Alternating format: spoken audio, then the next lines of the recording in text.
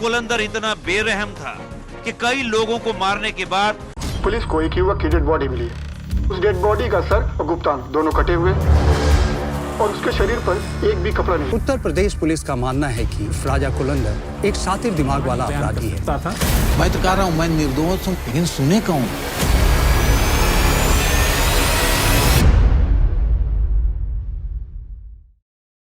तो तुम ऐसी केस स्टडीज देखने में इंटरेस्टेड हो तो इस वीडियो को शेयर जरूर करना और 1000 सब्सक्राइबर होने वाले यार तो सब्सक्राइब जरूर करना। तो ये बात है इलाहाबाद की।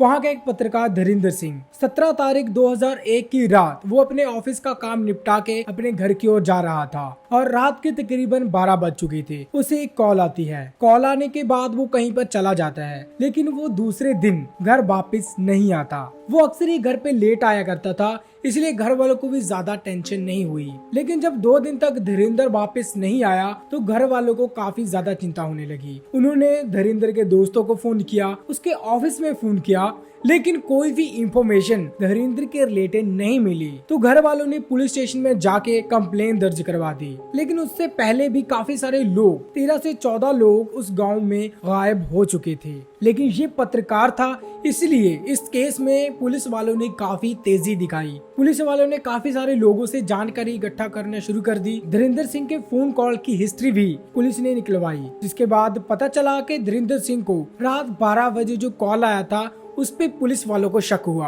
आखिर 12 बजे धरिंदर को कौन सा इंसान फोन करेगा? लेकिन जब इस नंबर की इंफॉर्मेशन निकाली जाती है तो ये नंबर उसी गांव की एक पंचायत की मेंबर थी फूलन देवी, ये उसका नंबर था। इसके बाद पुलिस फूलन देवी के घर पे जाती है पूछताछ करने के लिए। तो फूलन देवी से पूछा जाता है कि धरिंदर सिंह पत्रकार को जानती हो? तो फूलन देवी बताती है कि मैं किसी भी धरिंदर सिंह पत्रकार को नहीं जानती। लेकिन फूलन देवी का हस्बैंड राम निरंजन वो बताता है कि हाँ, वो धरिंदर सिंह पत्रकार को जानता है और उस दिन रात को 12 बजे उसी ने ही कॉल किया था और उसने सिर्फ उसका हाल चाल पूछने के लिए ही कॉल किया था और कोई भी बात उनके बीच नहीं हुई। अब पुलिस कंफ्यूज थी। जिस फोन कॉल पर वो शक कर रहे थे अब वहाँ भी उन्हें कुछ नहीं मिला। अब पुलिस आसपास के लोगों से छानबीन करती है। 13-14 लोग जो पहले गुमशुदा हुए थे, तो जब उन लोगों के बारे में पता किया जाता है तो पुलिस को पता चलता है कि वो सभी लोग काफी ज्यादा इंटेलिजेंट यानी कि काफी ज्यादा बुद्धिमान लोग थे। मतलब कि वो पढ़ाई लिखाई में या फिर अपने काम काज में काफी ज्यादा माहिर थे। लेकिन अब पुलिस शक करे तो करे किस पे? तो पुलिस ने क्या किया कि फूलन देवी के परिवार पर रेकी करना शुरू कर दी। जब उनके बारे में कुछ इंफॉर्मेशन निकली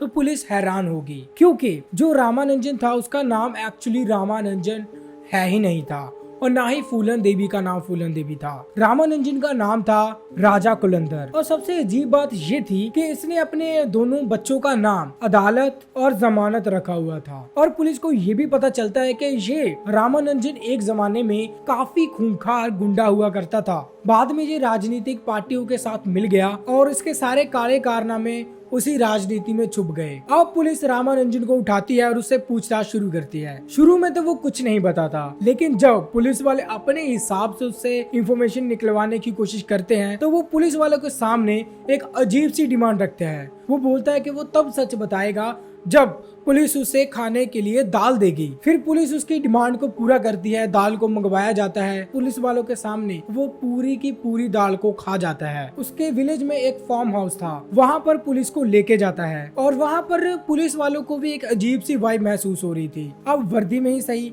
लेकिन पुलिस वाले है तो इंसान ही। उसके फार्म हाउस में एक रूम भी था। जाके बताता है कि यहाँ पर राजा कुलंदर, ये रूम राजा कुलंदर की अदालत है। यहाँ पर वो फैसले सुनाता है और दोषी पाए जाने पर उन्हें सजा भी मिलती है। अब तक तो आप समझ ही चुके होंगे कि ये एक साइकोपाथ सीरियल किलर है, जो कि इसके 2 कैरेक्टर हैं, रामानंजन और राजा कुलंदर, दोनों एक ही इंसान हैं। और ये भी बताया कि राजा कुलंदर दुनिया का सबसे बुद्धिमान इंसान है और यही उस अदालत में फैसले करता है, यहाँ का ही वो राजा है। और पुलिस को ये भी पता चला कि उसने अपने बच्चों का नाम अदालत और जमानत इसीलिए रखा था, वो काफी ज्यादा पावरफुल है।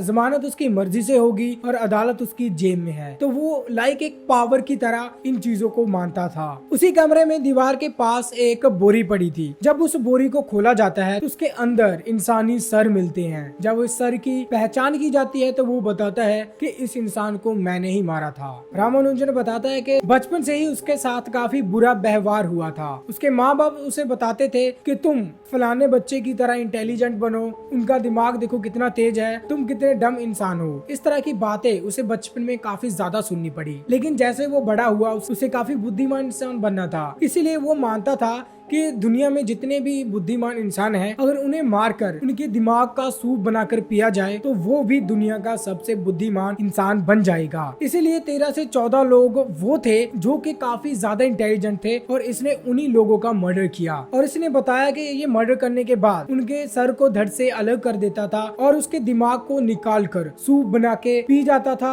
और बाकी बॉडी के टुकड़े करके वो फार्म हाउस में ही दबा देता था। और बाद में सर का जो स्केलेटन होता है उसे कुछ ऐसे पेड़ पर लटका देता। और जैसे ही पुलिस वाले इस पेड़ को देखते हैं तो वो हैरान हो जाते हैं, क्योंकि उस पेड़ पर काफी सारे लोगों की खोपड़ियां टंगी हुई थी और उन सभी खोपड़ियों पर अलग अलग जातियों के लोगों के नाम लिखे हुए थे और उन खोपड़ियों पर कलर भी किया हुआ था। और राजा कुलंदर ये भी बताता है कि उसे खास तरह की जाति के जो लोग होते हैं वो काफी ज्यादा इंटेलिजेंट होते हैं और वो उन्हें ही मारता था। ये इतना ज्यादा अग्रेसिव था कि एक बार एक गाड़ी वाले इंसान ने इसे लिफ्ट नहीं दी। उस गाड़ी में 3 लोग मौजूद थे, तो राजा कुलंदर ने इन 3 लोगों को मार डाला था। इसके बाद पुलिस इसको अरेस्ट करती है, लेकिन जितने भी इसने मर्डर किए थे इसमें इसका जो साला था वो भी मौजूद था। इसलिए इन दोनों को पकड़ा जाता है और साल 2012 में इन दोनों को उम्र कैद की सजा हो जाती है और शायद राजा कुलंदर आज भी जिंदा है। मेक श्योर अगर वीडियो अच्छी लगे तो वीडियो को लाइक कर देना और अगर आप लोगों को दिव्या भारती की मर्डर मिस्ट्री जाननी है